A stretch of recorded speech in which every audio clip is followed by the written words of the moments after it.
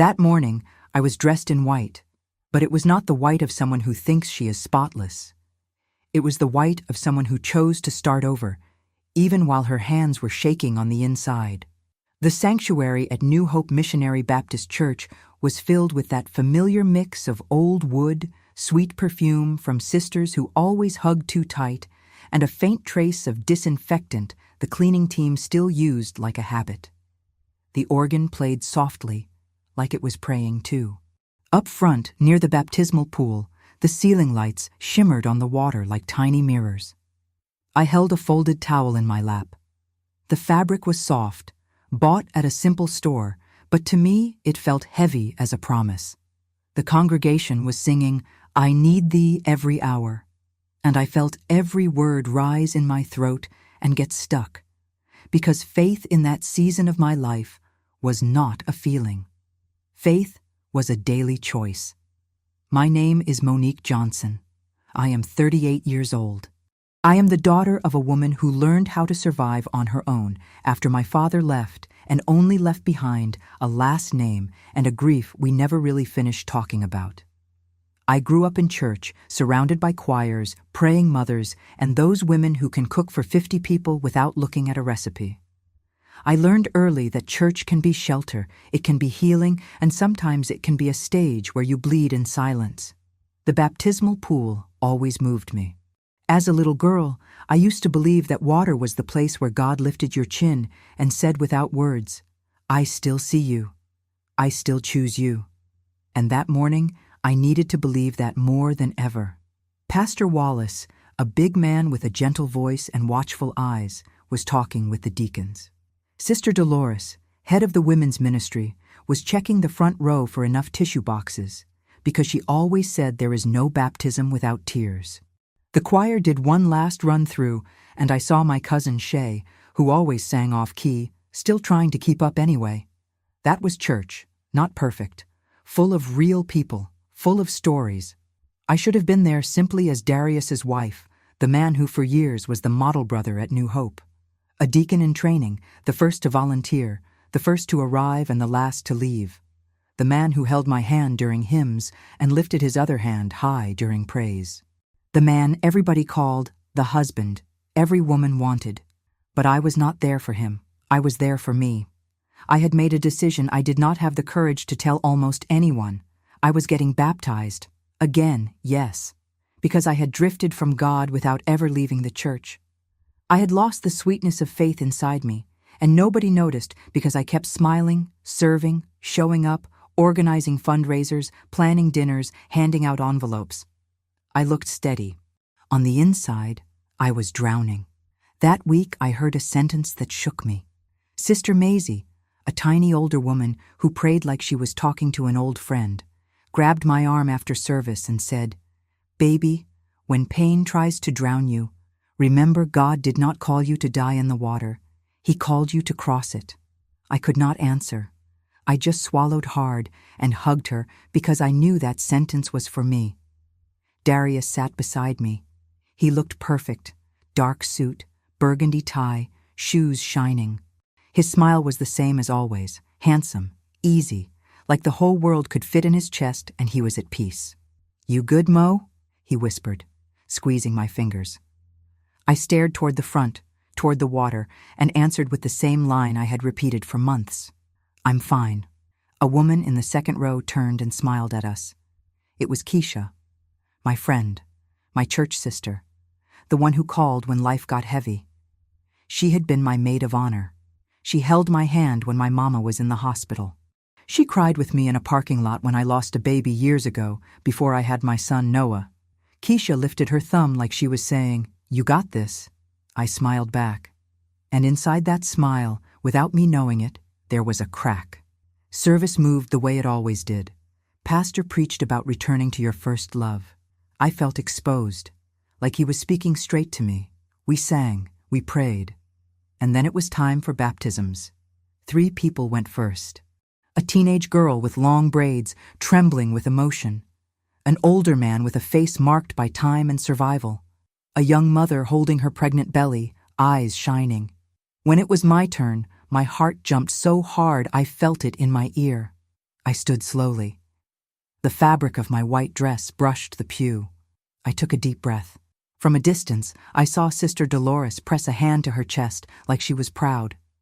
I heard a child whisper, "Look, Mama, it's Sister Monique." And another voice answered, "She's a woman of God." I wanted to be. For real. I walked up the steps and felt the air turn cooler near the pool. A deacon offered his hand so I could step down carefully. The water touched my ankle and I shivered. Pastor Wallace smiled.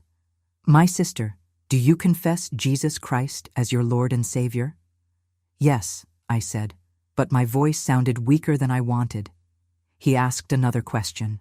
"Are you here of your own free will, choosing to be made new?" I wanted to say yes with joy. The truth was, I was also there because I did not want to die on the inside. "Yes," I repeated. I looked out at the congregation. Faces I knew. Women who watched me grow up. Young people I helped get ready for college. People I fed from big pots at church Thanksgiving. People I believed loved me.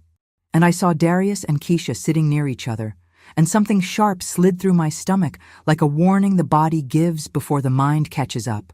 I could not explain it. I just felt it. Pastor placed his hand on my back and told me to cross my arms over my chest. The water seemed to wait. Then, on the right side of the sanctuary, there was movement. A woman I did not recognize stood up.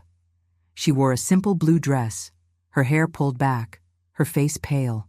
She held something in her hand, like a crumpled envelope. She looked at me, then looked at Darius.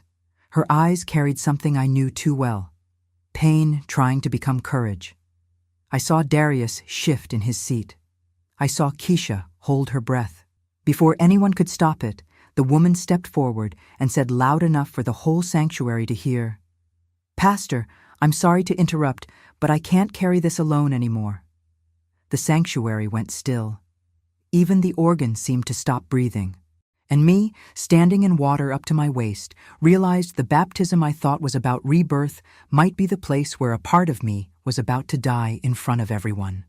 I did not know what secret she carried yet, but the water suddenly felt heavier, like it was moving toward me. In that instant, before Pastor could speak, I heard my own prayer inside my head, like a whisper. "Lord, please, don't let me drown again." The woman took one more step. The envelope shook in her hand, and I understood whatever she was about to reveal was not small, not gossip, not a misunderstanding.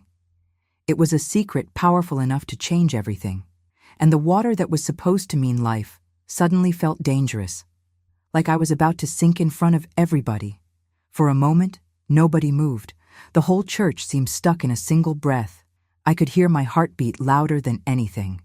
Pastor Wallace raised his hand calmly, like he was trying to hold the storm back with his palm. "My sister," he said with that steady voice he used when he was trying to keep peace.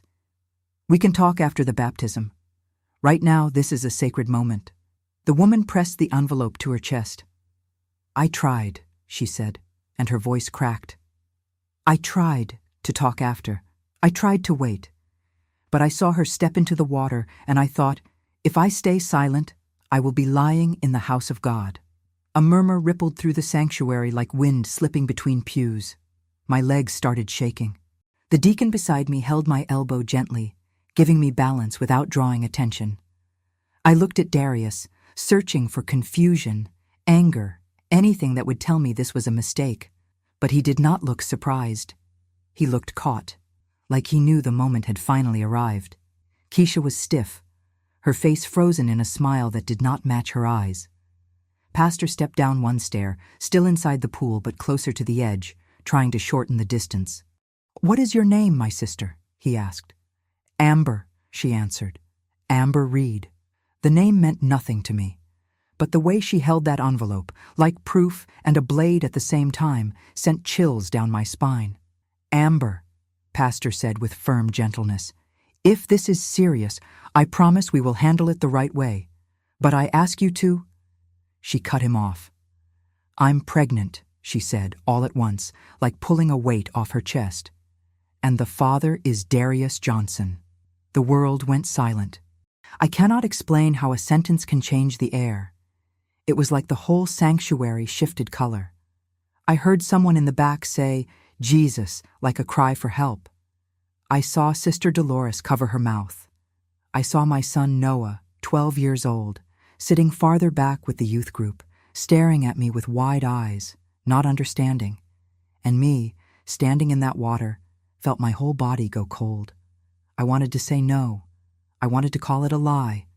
I wanted to laugh from nerves and ask somebody to remove her. I wanted to run, but I was trapped in water and trapped in shame. My voice would not come. Pastor Wallace stood still for a second, and I could see the effort of a man trying to protect a sheep without ignoring a wolf. He looked at Darius. "Darius," he said, not yelling, but with a weight that made the whole church shrink. "Is this true?" Darius rose slowly. I saw his throat tighten. He looked at me, and in his eyes there was no love. There was fear. There was calculation. There was regret arriving too late. He opened his mouth, and Keisha stood up at the same moment, like she could not stay seated another second. My stomach twisted. I did not know what Keisha had to do with it, but my body knew there was more. "Pastor," Darius said, "this is not the place." Amber lifted the envelope. "Then tell the truth, Darius," she said through tears. "Tell the truth right now. You told me you were separated. You told me your wife was just an old story. You promised you would step up, and then you disappeared." I heard the church's collective whisper, that sound of judgment mixed with shock. I knew that sound.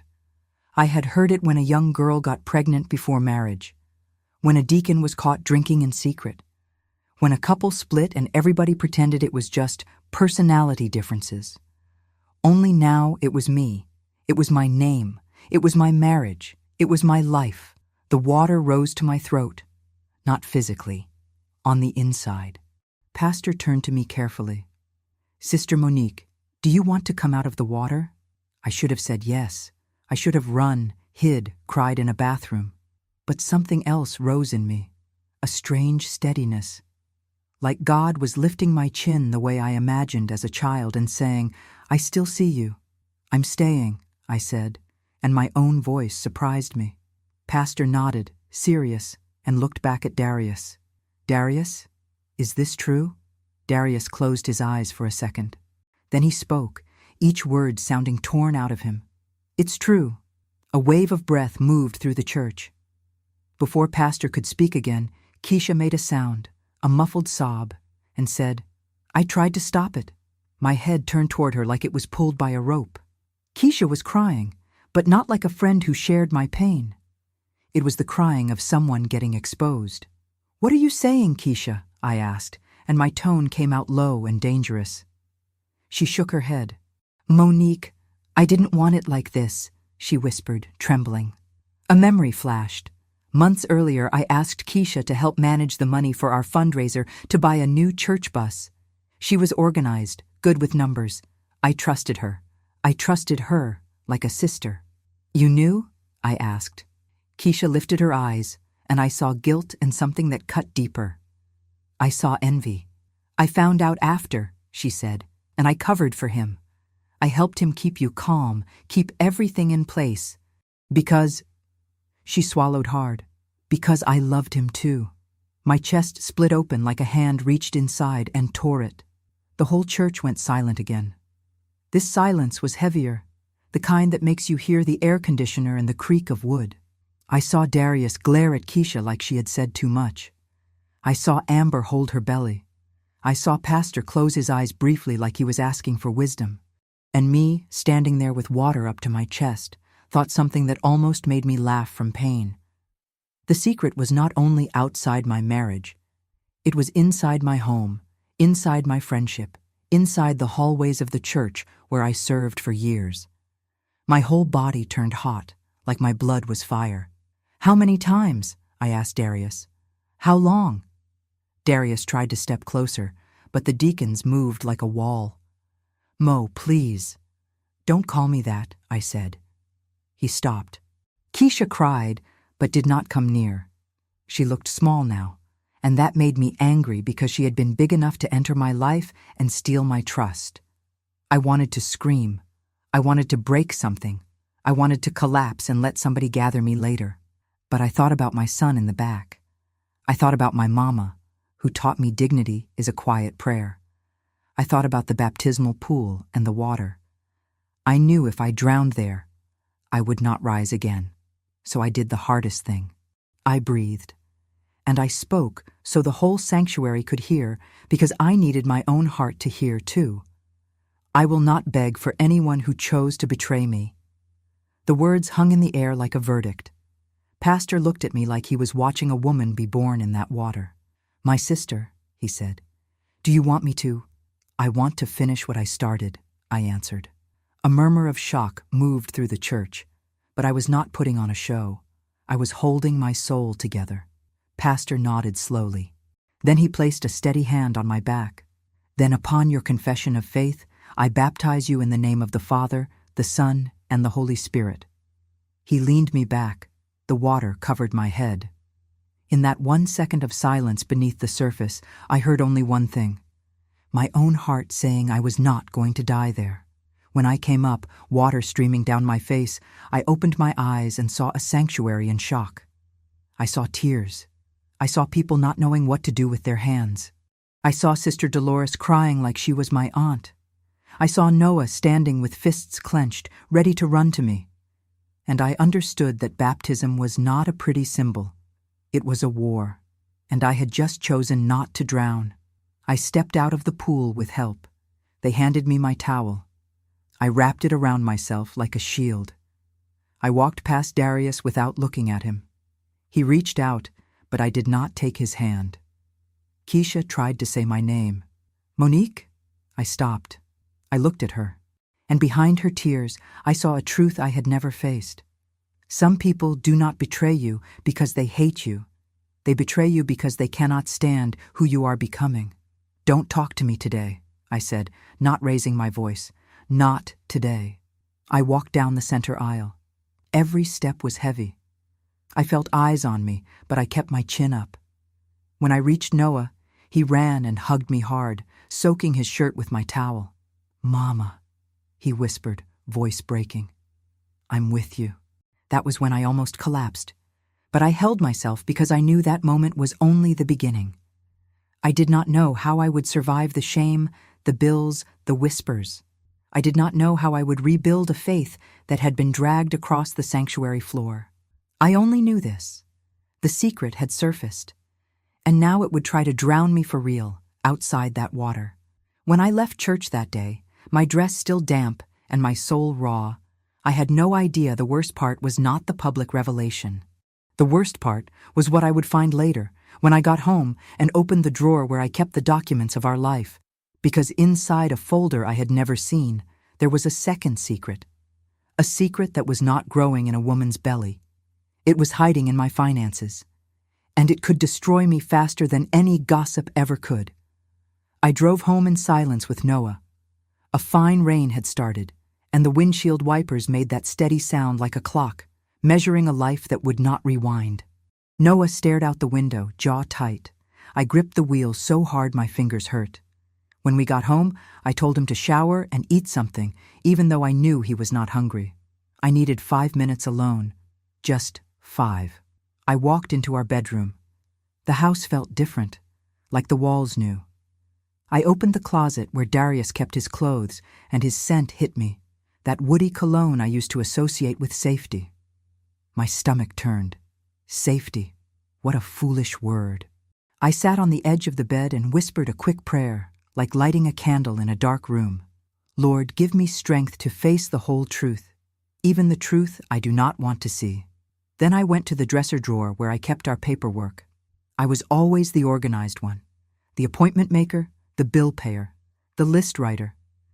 Darius used to call me the backbone of the house. I thought it was a compliment. That day I realized sometimes being the backbone means carrying everything, while somebody leans and pretends. The drawer was slightly open, like someone had been in it and forgot to close it. I pulled it out and saw a gray folder held shut with an elastic band. I had never seen that folder there. My heart started running. I opened it. Bank statements, letters with bank logos, overdue notices, another. My mind started calculating before I finished reading. Credit cards in Darius's name with high limits, a personal loan, a financing agreement I did not recognize. A business line of credit opened using the small business registration I created years ago when I thought about selling desserts for events, but never fully built.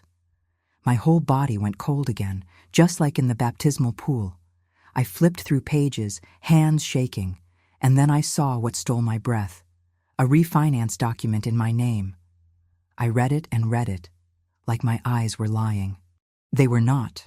Someone had used my name to sign a debt, and I knew exactly who had access to my paperwork, my social security number, my information. I sat on the floor, not because I chose to, but because my legs stopped working. The betrayal was not only in the body, it was in the future. From the kitchen, I heard Noah call out, "Mama, you okay?" I swallowed my sob. I could not fall apart in front of him right now. I had to be a mother before I could be a wounded woman. "I'm okay, baby. Just give me a minute."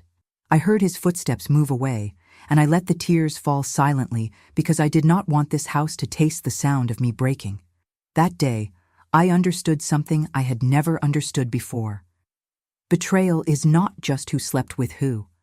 Betrayal is when someone steals you from the inside, leaves you with bills you never made, guilt that is not yours, shame that does not belong to you. I picked up my phone. My hands were cold. I called Darius. He answered on the third ring, voice low. "Mo, Don't call me that," I said, like drawing a line so I would not disappear. Silence. "Did you put debt in my name?" I asked. A pause. I was going to fix it. "Did you put debt in my name?" I asked again, firmer. He sighed. "I had to do some things. I was trying to invest, trying to grow. Work was unstable. I needed—" "You stole my identity," I said, my voice calm in a way that scared even me. "You stole your son's future. Noah." My chest tightened again. Darius tried to cry. "I messed up. I know, but I love you." I almost laughed. Almost. Because love does not do that. "You love the idea of me," I said, "the woman who holds everything while you live a double life." He started saying he was coming back to talk. I hung up before he finished. I stared at the phone like it was something foreign. Then I made the first practical decision of my new life. I called my mama. She answered with a tired but sweet voice. "Hey, baby." I swallowed hard. "Mama, I need you." That was all I said. And she understood. Because a mother knows when her daughter is about to drown. She arrived in 20 minutes, let herself in like she always did.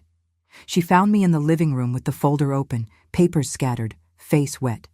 She did not ask for details first. She hugged me, tight, like holding a scared child. "Breathe," she whispered in my ear. "You are not going to die in this." Noah stood nearby, confused. My mama pulled him into her arms too.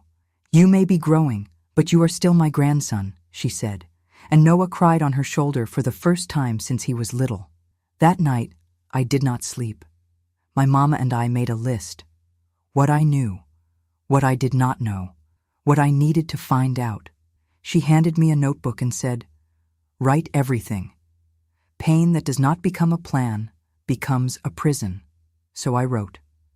I wrote about the baptism, about Amber, about Keisha, about the look on people's faces, about Noah hugging me, about the debts, and I wrote a prayer because I needed to put God inside the mess or I would lose my mind.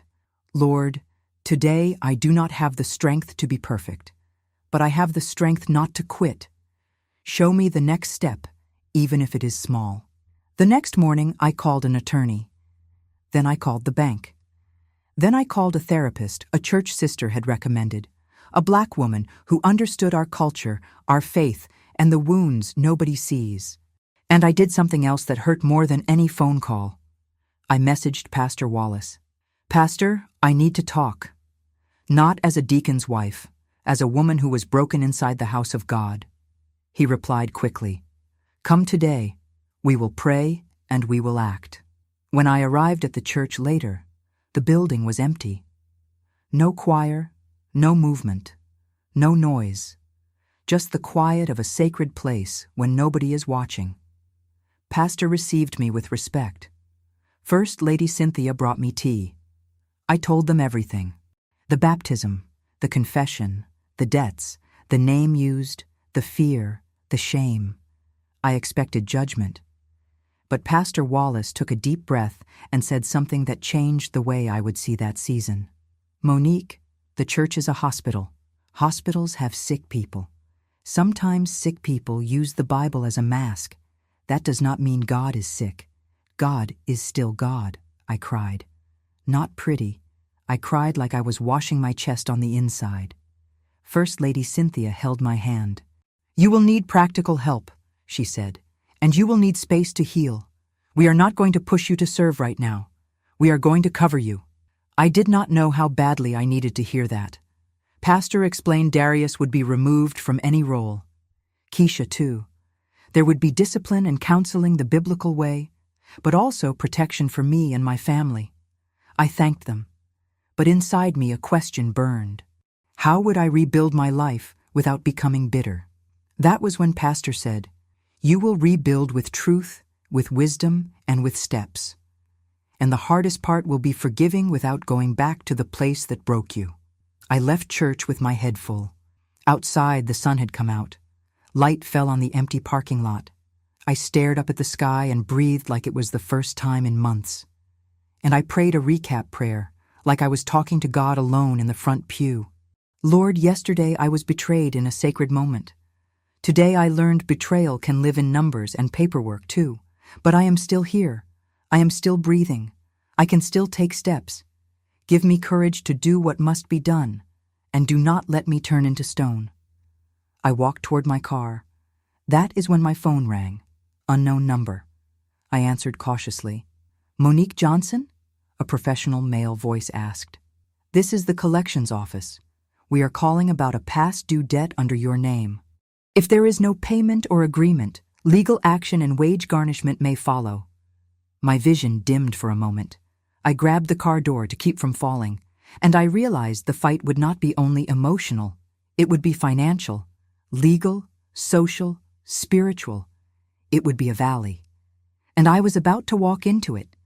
I did not know yet that inside that valley, God would give me an idea, a path, a purpose, something that would turn my pain into provision. Because in that moment, phone pressed to my ear and threat hanging in the air, I felt the water rising again. And I had to choose, again, not to drown. I hung up and sat in my car for a few minutes, just breathing. Shame tried to creep in like smoke, telling me I failed, telling me I was foolish, telling me I let this happen. Anger rose, demanding I call Darius and tear him apart with words. Fear reminded me of bills, Noah's school, car insurance, the mortgage. In the middle of that storm, I heard a sentence from my childhood. My grandmother used to say, "When the enemy tries to rush you, it's because he wants you to choose without praying." I was not going to choose without praying. I closed my eyes and whispered a simple prayer, the kind a tired woman prays. God, I don't know how to fix this, but I know I don't want to lose myself. Give me wisdom, not just strength. That day became the first of many days where I learned to live by small steps. I started with the basics. I met with the bank to understand the size of the hole. I froze my credit. I opened a separate account that was mine. I changed passwords. I gathered documents. I had my attorney file the fraud claim and guide me through separation. It hurt to say that word, separation. I grew up hearing marriage was until death, and I took it seriously. But I also learned God did not call me to be a martyr.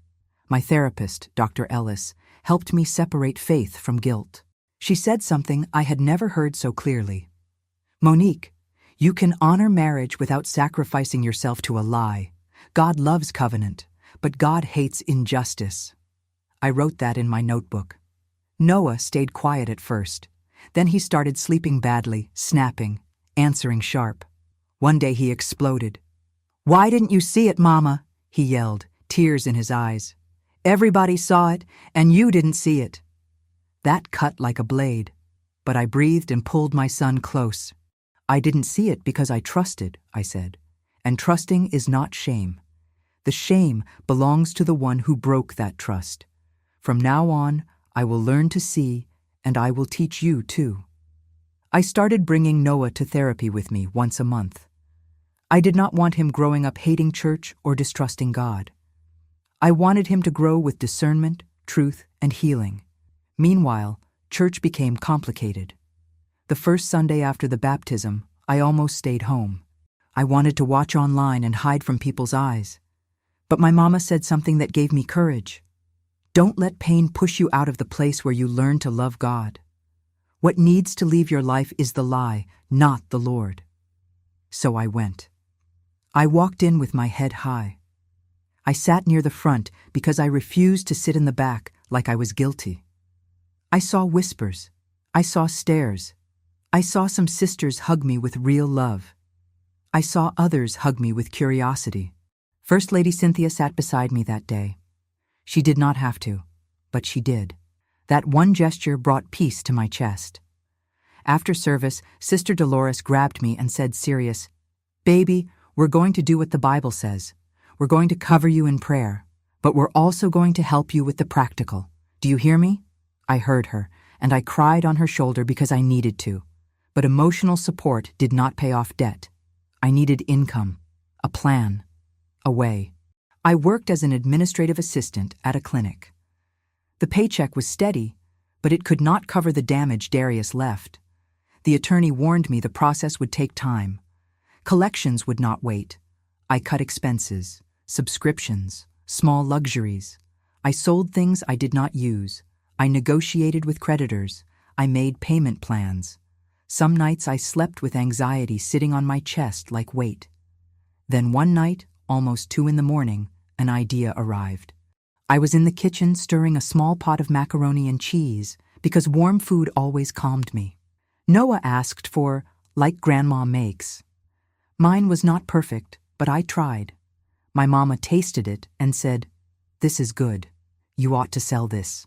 I laughed without joy. Who is buying mac and cheese from Monique? My mama looked at me like a woman who already raised children and already lived through storms. People who are tired, people who work, people who want comfort. And church folk always buy plates. I went quiet. Because she was right. I had planned so many events. I knew how many trays we bought for funerals, baby showers, women's conferences, anniversaries, pastor appreciation. There was always somebody selling plates to raise money. There was always a line. I thought about my notebook. Pain that does not become a plan becomes a prison. The next morning, I made a simple plan. I would start small. 3 plates, sell on Friday. Deliver in the clinic parking lot, at my mama's house, and maybe to a few sisters who worked long hours. I posted on Facebook, humble, no drama, just truth. Hey family, I'm starting to sell home-cooked plates on Fridays. Mac and cheese, baked chicken, and greens. Message me if you want one. I hesitated before posting. I thought people would pity me, talk about me, judge me. I hit post anyway. Within an hour, I had 12 orders. 12. I stared at the screen like it was a miracle. Maybe it was. A small miracle. I cooked after work all week. Noah helped me place lids and stick labels. My mama brought tips, seasoning, courage. Friday came. I delivered every plate. At the end of that day, I had cash in my hand. Not much, but real. Money I made with my hands, my effort, my gift. That night, I knelt beside my bed and prayed a prayer that became my routine. God, thank you for daily bread. Thank you for a chance to start again. Teach me to grow without losing myself. Weeks turned into months, and small became serious. I registered a name for my business. Monique's Comfort Kitchen. I opened a business account. I took a free online course the public library offered about small business basics. I learned cost, margin, pricing. I learned not to undercharge because I was a woman and scared to ask for what was fair. Dr. Ellis told me, "Charging what is right is part of healing, Monique." I started offering catering for events, a funeral, then a birthday, then a women's meeting. One Friday night at a women's gathering, Sister Dolores pulled me into the kitchen and said, "Pastor Wallace wants to talk to you." My heart tightened. I expected discipline talk, gossip talk, Darius talk. I braced for pain. But when I walked into Pastor's office, he smiled. "Monique, I hear you're selling plates," he said. "Yes, sir, Pastor. I'm just trying to get stable." He nodded. "I need someone to coordinate food for our spring conference. We're hosting churches from other cities. I want it to be you, paid the right way, with a contract, with receipts, no exploitation." I could not speak. First Lady Cynthia was there too. She looked at me with warmth. "You have a gift, Monique. We want to honor it." Tears burned my eyes. It was not only money. It was dignity. It was God saying my pain would not erase me. I accepted. And I worked like I never had before. The conference was a success. People praised the food. Sisters hugged me and said they could taste love in it. I laughed and thanked them. For the first time in a long time, I felt alive. And step by step, I paid the debt. An agreement here, a payment there. I watched the numbers drop, slowly but surely. Meanwhile, separation moved forward. Darius tried to come back. Texts, tears, promises, claims that God spoke to him, claims it was an attack from the devil. I looked at him one day in my mama's doorway and said the most important sentence of my life. God is not an excuse for bad character, and I am not your life lesson. He stood there, lost, facing a woman who would not beg. Amber reached out to me one day and asked to talk. I felt anger the moment I saw her name on my phone. But I remembered what I decided. I would not let pain turn me into stone. We met at a cafe. Her belly was bigger. Her eyes were tired. "I'm sorry," she said. "I didn't know. I was foolish." I breathed. "I'm not your enemy," I told her. "But I'm not your friend either. I'm a woman trying to survive." She cried. I cried. And in that moment I felt something I did not expect. Not love, freedom. Freedom from carrying hate. I left that cafe lighter. Almost a year after the baptism, my business was steady. I was paying consistently. Noah was calmer. I could finally sing in service without feeling shame. Then church leadership called me to a meeting. Pastor Wallace, First Lady Cynthia, Sister Dolores, and 2 deacons sat in the room. I tensed up. Pastor spoke. "Monique, we are creating a new support ministry for women in crisis, divorce, betrayal, finances, depression. The church must stop only saying, 'I will pray,' and start saying, 'I will act.' We want you to lead it." I felt the air leave my lungs. "Me?" I asked. First Lady smiled. "Yes, because you did not just survive, you built. And women need to see that up close." I thought about the baptismal pool, the water, the secret, the shame. And I realized the holy irony. The place where I almost drowned was becoming the place where I would teach other women how to swim. I said yes. That night, in my recap prayer, I talked to God like I was talking to a father who already knew everything. "Lord, a year ago I came up out of the water thinking I was going to die. Today I am standing, working, paying, raising my son, and being called to serve in a new way.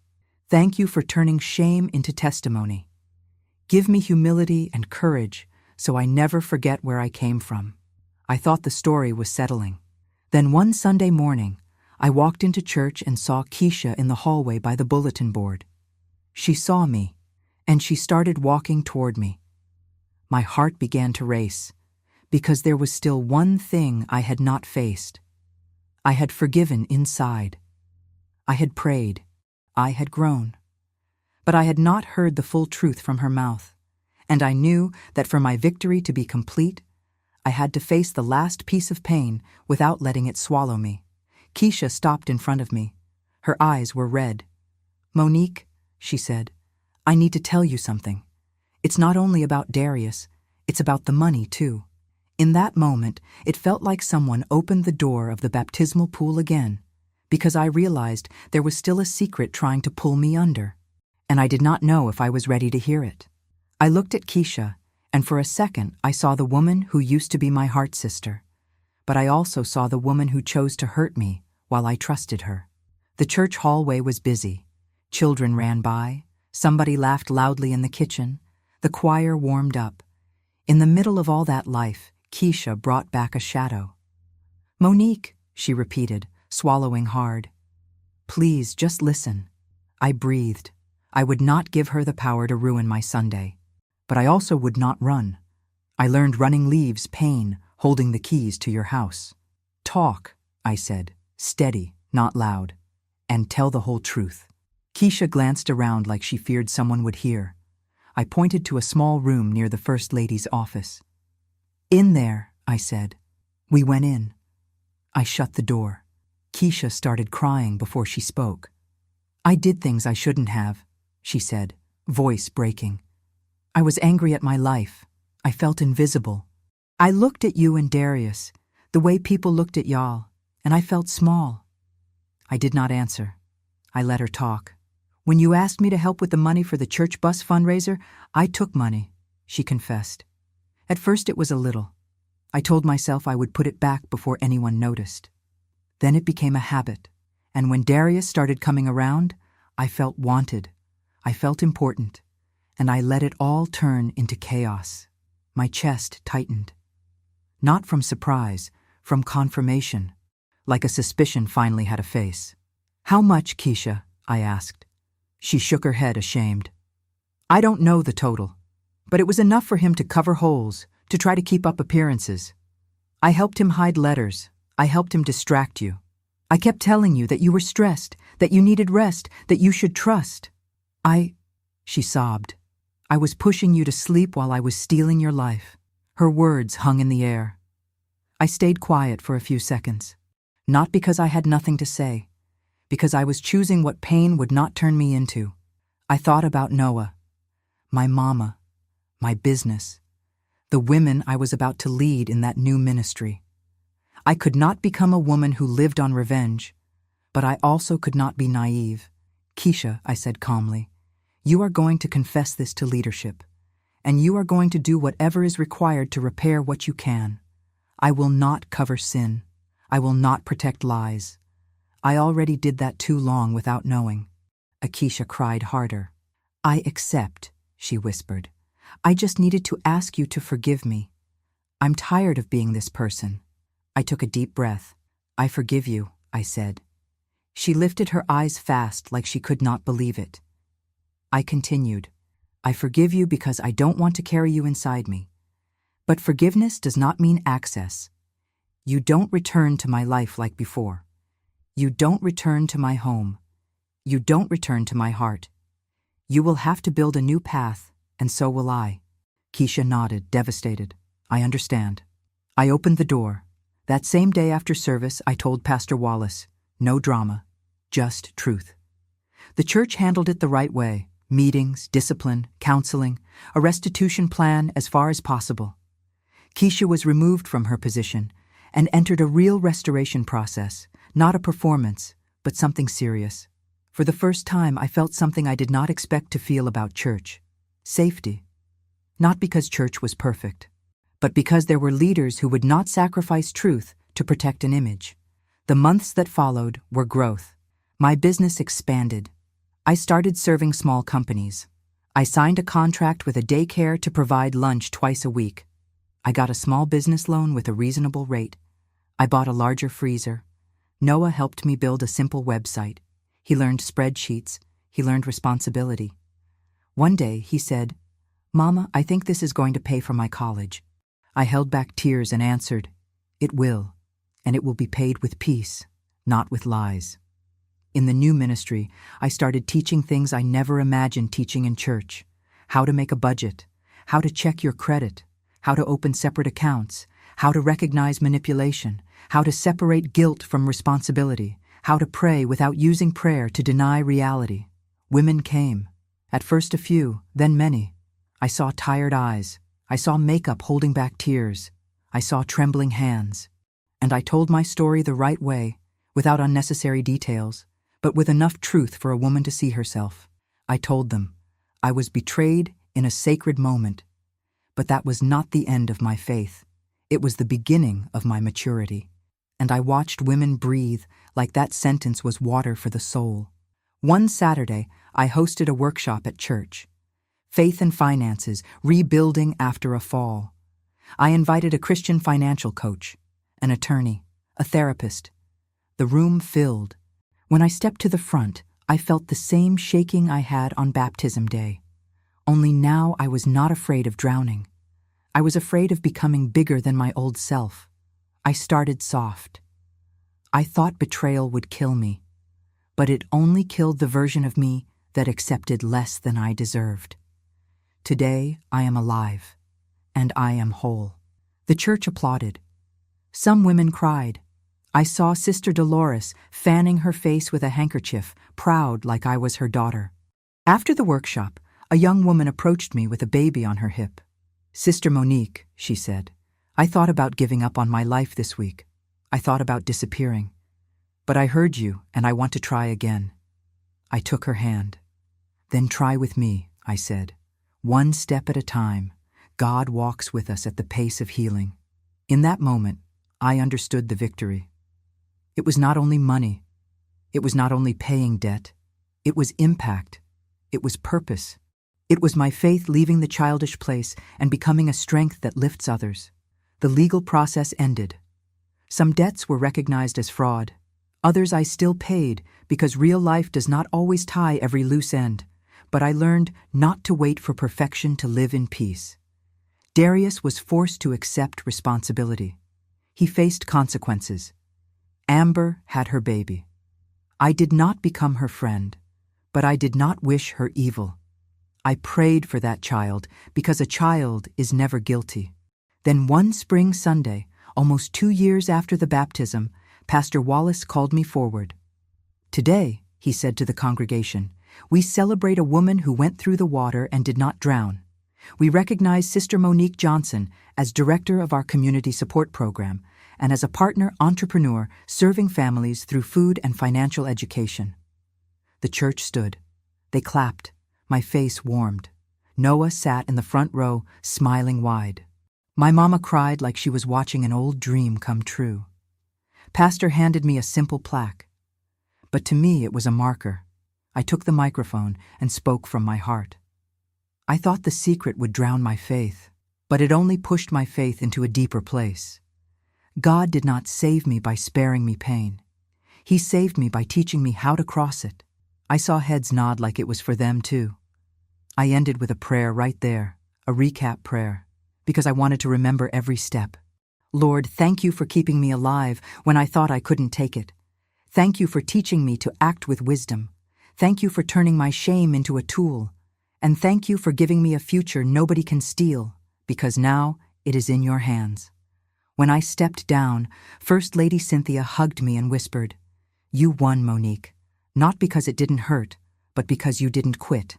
And in that instant, I remembered the baptismal water, Amber's eyes, the church whispering, the collections call, the new freezer in my kitchen, the women in my workshop writing down budgets like it was prayer.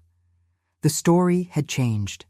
The secret tried to drown me, but I learned how to swim. And now I was teaching other women how to do the same. Final Christian reflection. God does not waste tears. He turns tears into seeds. Betrayal can break our trust in people, but it does not have to break our faith in God. When truth comes out, it hurts, but it also makes room for a clean and steady life. The Lord strengthens us not only to survive, but to build something new with dignity. Woman, if you are rebuilding, know that your valley can become purpose and testimony. The same water that felt like drowning can become rebirth when God guides your steps. If this story inspired you, hit like. Comment your comeback story and how God carried you. And subscribe for more stories of triumph and faith in the Black Church.